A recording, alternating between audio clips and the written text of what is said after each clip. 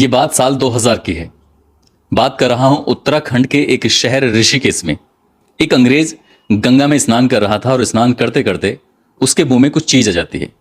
अब जैसे ही वो कुल्ला करता है, थूकने की कोशिश करता है, तो वो कुछ और नहीं बल्कि इंसान का मल होता है, लेटरिन होती है। और जब ये बात वो देखता है तो उसे बहुत गुस्सा आता है। जो पंडित वहां पर मौजूद थे, उस पंडित ने इस दृश्य को अपनी आंखों से देखा और वो भी बहुत ज्यादा आग बबूला हो जाता है। बात वहीं नहीं थमती, बात प्रदेश के मुख्यमंत्री तक पहुंच जाती है, जो कि ये मुख्यमंत्री बने ही थे पहली बार। और फिर पूरे प्रदेश में इस तरह से बवाल मच जाता है। उसके बाद जैसे आजकल इन दिनों योगी जी का बुलडोजर बहुत ज्यादा मशहूर हो गया है, लोग उसे बहुत ज्यादा देखते हैं कि अपराधियों पर ऐसा चलना चाहिए। तो जब जांच पड़ताल शुरू होती है तो पता चलता है कि एक घर बसा था और धीरे धीरे बसते बसते 15,000 घर बस जाते हैं। उन पर फिर जो बुलडोजर चलता है, मुख्यमंत्री की जो कुर्सी बसती है, वो किस्सा अपना आप में बहुत ज्यादा मशहूर हो गया था। आज हम उसी किस्से की बात करेंगे और हम एक बार फिर से साथ हैं जाने माने, जो बहुत ही किसी पहचान के मोहताज नहीं है, श्री के गौतम जी। सर, आपका एक बार फिर से स्वागत है। उत्तर प्रदेश पुलिस में रहते हुए आपने एक से बढ़कर एक काम किया है। ये किस्सा बड़ा मशहूर हुआ था साल 2000 में, क्या मामला था सर, इसे बताएंगे? मामला बहुत ही गंभीर और बहुत तकलीफदेह था कि जैसे हरिद्वार में हर की पैड़ी एक बहुत देश भर के हिंदुओं के लिए एक पवित्र स्थल है कि जहाँ देश के विदेश के लोग स्नान करने आते हैं, वैसे ही ऋषिकेश में एक स्थान है त्रिवेणी घाट। उस त्रिवेणी घाट का भी वही महत्व है जो हरिद्वार में हर की पैड़ी का है। वहाँ भी तमाम लोग पूजा अर्चना करने आते हैं, अपने पूर्वजों का तर्पण करने आते हैं कि जिससे उनको स्वर्ग में सही जगह मिले, जैसी कि मान्यता है धर्म में। तो वहाँ उनके साथ बहुत से अंग्रेज आते हैं, विदेशी लोग भी आते हैं, या जो हिंदुस्तान छोड़ के 150 साल पहले चले गए थे लंदन अमेरिका, वो लोग भी आते हैं, उनके परिवार भी आते हैं। तो वहाँ घटना ये हुई कि त्रिवेणी घाट पर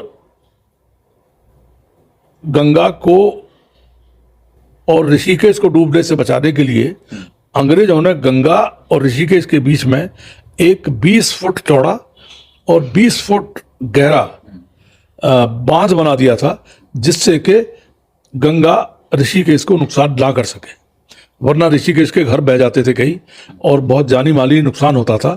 तो अंग्रेजों ने बनाया था ये सैकड़ों साल पहले।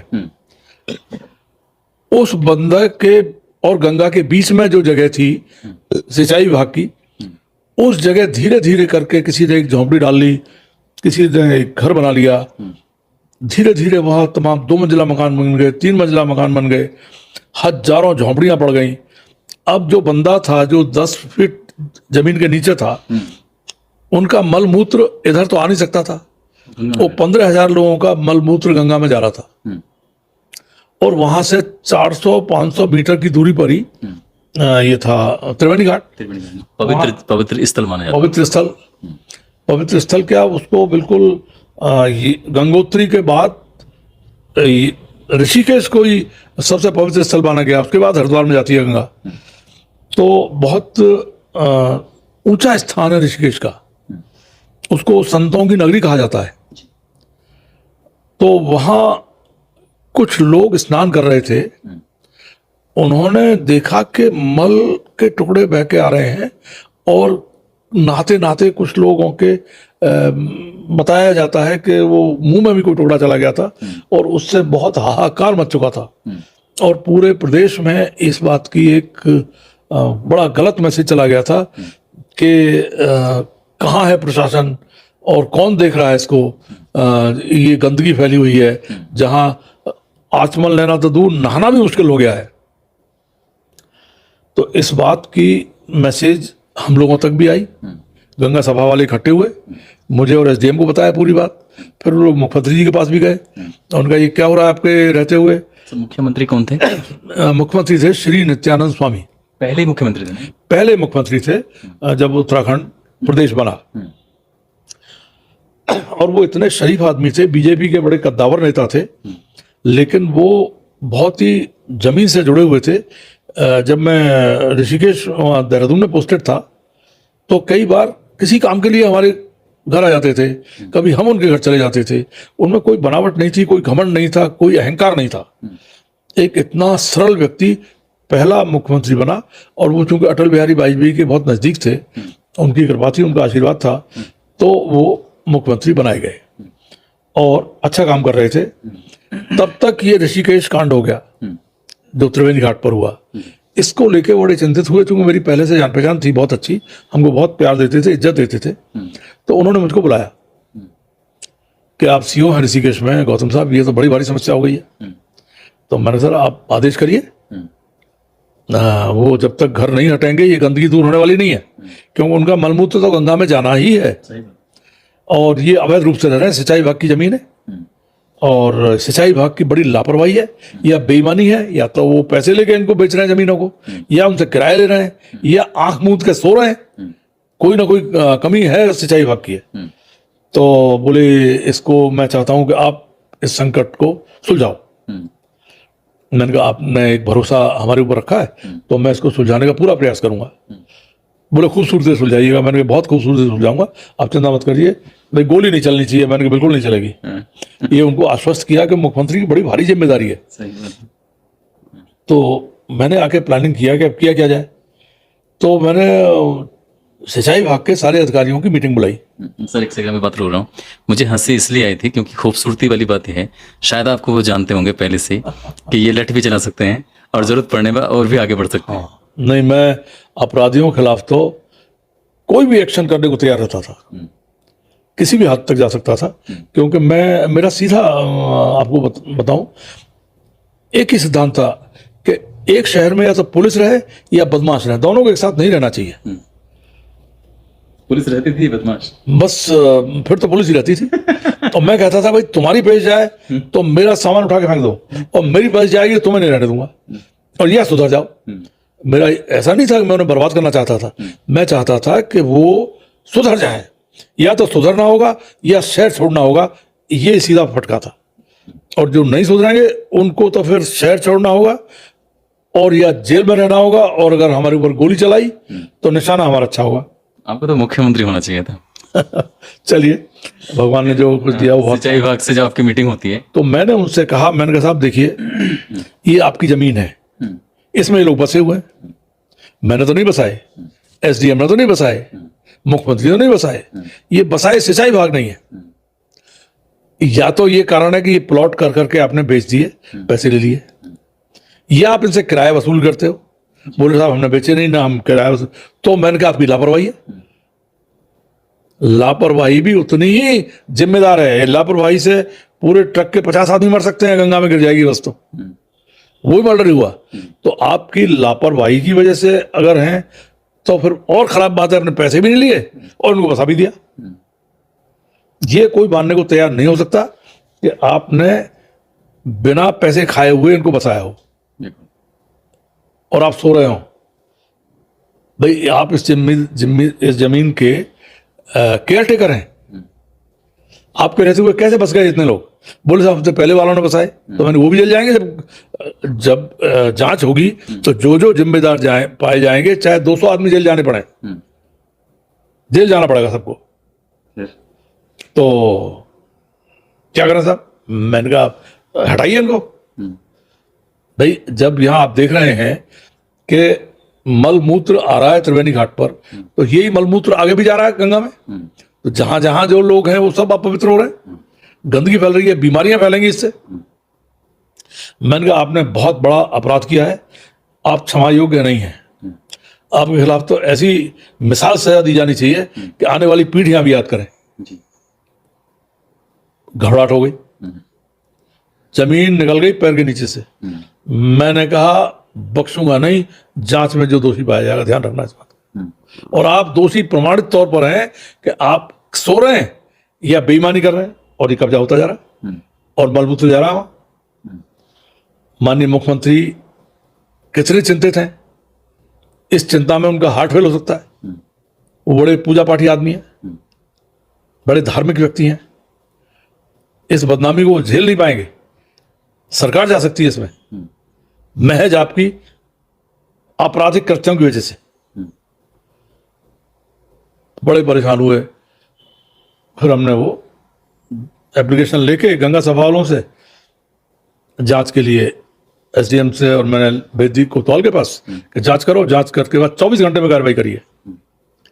तो उन्होंने जांच की, उनकी रिपोर्ट आ गई, साहब ये दोषी हैं सब, फलाने चीफ इंजीनियर साहब दोषी हैं, फलाने एग्जीक्यूटिव इंजीनियर दोषी हैं, और उनके सबके नाम से आ गए। तो हम लोग उचित कार्रवाई करो।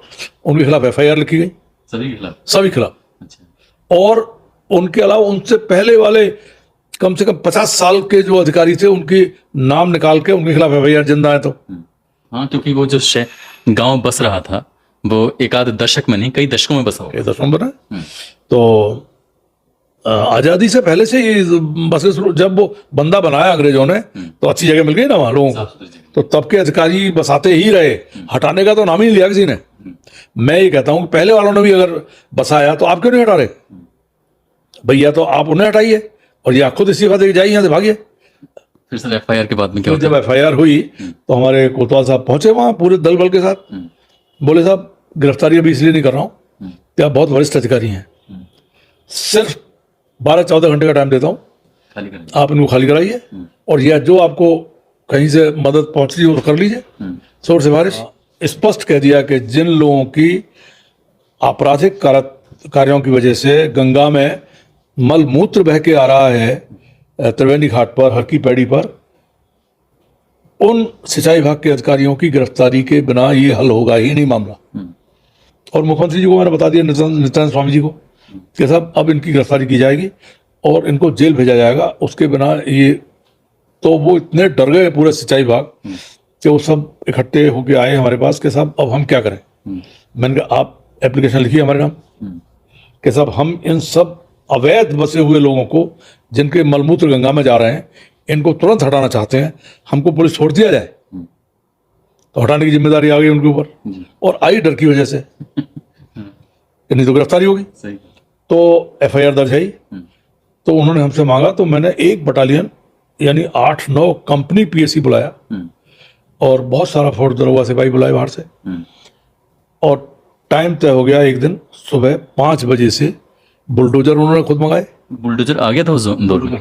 वो जेसी मशीन थी, तो वो 8-10 मंगाए गए, और हर एक मशीन के साथ बहुत तादाद में फोर्स लगाया गया, और अनाउंसमेंट किया गया, जैसे फिल्मों में करता है कि ये अवैध रूप से बनाए हुए निर्माण है, इनको खाली कर दीजिए, नहीं तो निर्माणों को खाली करना होगा तुरंत। 4 घंटे का टाइम दिया जाता है, जिनका सामान है वो लेके जाएं, वरना ये तोड़ दिया जाएगा और सामान जब्त कर लिया जाएगा। ये अनाउंसमेंट होता रहा। मैं और एसडीएम दोनों मौजूद थे। तो जो लोग खाली कर गए उनके भी तोड़े गए, जो नहीं खाली कर रहे थे उनकी भी एक आध मंजिल गिराई गई। 3-3 मंजिल के बन गए थे, कुछ 2 मंजिल के थे, कुछ 1 मंजिल के थे, और हजारों झोंपड़ियां थी, हजारों, दसियों हजार। तो वहां दिन भर यही कार्यक्रम चला। कुछ उनमें उपद्रवी तत्व थे, उन्होंने 1-2 जगह आग लगा दी उन झोंपड़ियों में। अच्छा। और पथराव शुरू कर दिया। तो पथराव वालों को बड़ा जबरदस्त लाठीचार्ज किया गया, उनको गिरफ्तार करके जेल में डाला गया। 1-2 छोटवैये नेता वेता आ गए थे, उनको भी गिरफ्तार करके हवालात में डाल दिया गया, और उनके साथ वही सलूक किया गया जो ऐसे लोगों के साथ किया जाना चाहिए था जी। वो बता नहीं रहा हूँ जानबूझ के यहाँ।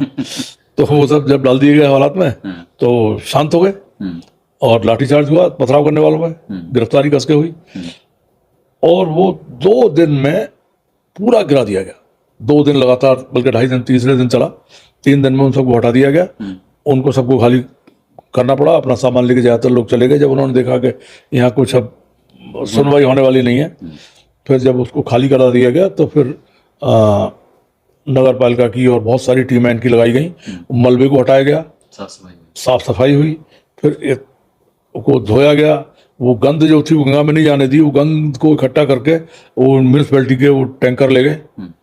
जब पूरी सफाई हो गई, फिर स्कूल कॉलेजों की छुट्टी कराई गई और तमाम मजदूर बुलाए गए। सब लोगों ने वहाँ और साफ सफाई की मिलके। जब साफ सफाई हो गई तो वहाँ ऋषिकेश के हरिद्वार के सारे संत इकट्ठे हुए, हजारों। वहाँ बड़ा जबरदस्त यज्ञ हुआ।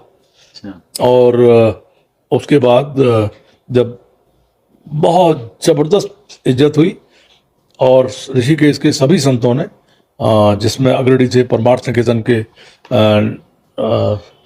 स्वामी जी चिदानंद, वो लीड कर रहे थे। उन्होंने हम लोगों को गंगा जी में कई नाव लगा के एक वो बनाया गया प्लेटफॉर्म, उस प्लेटफॉर्म पर एसडीएम को और हमको सम्मान जबरदस्त तरीके से सम्मानित किया गया पूरे उसके साथ, और वो जो गंध था वो हमेशा के लिए खत्म हो गया। और नित्यानंद स्वामी जी ने क्या कहा आपसे? नित्यानंद स्वामी जी ने हमें बड़ा इनाम दिया, बहुत शाबाशी दी, और मैं बता नहीं सकता वो कितने इसके लिए आभार व्यक्त किया उन्होंने। मैंने कहा हमारी ड्यूटी है, आप मुख्यमंत्री हैं, हम आपके मातहत हैं, आप ऐसा इतना भावुक ना हो, ये हमने आपके आदेश का पालन किया और अपने कर्तव्य को पूरा किया है। और जो कितने वर्षों से 50 साल से वो लोग गंगा जी के और बंदे के बीच में बसे हुए थे, कितनी गंध फैला रहे थे, कितना गंध उनका ऋषिकेश, त्रिवेणी घाट और पूरी गंगा में बह गया, इतना दुराचार हुआ, वो सब बंद हो गया। अब जैसे देख सकते हैं कि बुलडोजर का कोई नया जमाना नहीं है, बुलडोजर पहले से ही चलता चला रहा है। साल 2000 में जिस तरह से लगभग 10 से 15 हज़ार घरों को गिराया गया था जो अवैध रूप से बसे हुए थे, और जो अवैध निर्माण है इस तरह से अगर कार्रवाई हो तो फिर कौन बसे। आपको एक बात और बताऊं कि जो के गौतम सर हैं, इन्होंने अपनी पूरी ज़िंदगी में कभी छुट्टी नहीं ली, हमेशा काम करते रहे, और खाली देहरादून में ही 14 लाख रुपए का पुरस्कार इन्होंने, जो बदमाशों को पकड़ने का जो एक रखा जाता है, वो जीता है। और भी किस्से और भी कहानी आपके सामने हम लाते रहेंगे। मिलते हैं एक नई कहानी के साथ, तब तक अपना ख्याल रखें, सुरक्षित रहें। जय हिंद, जय भारत।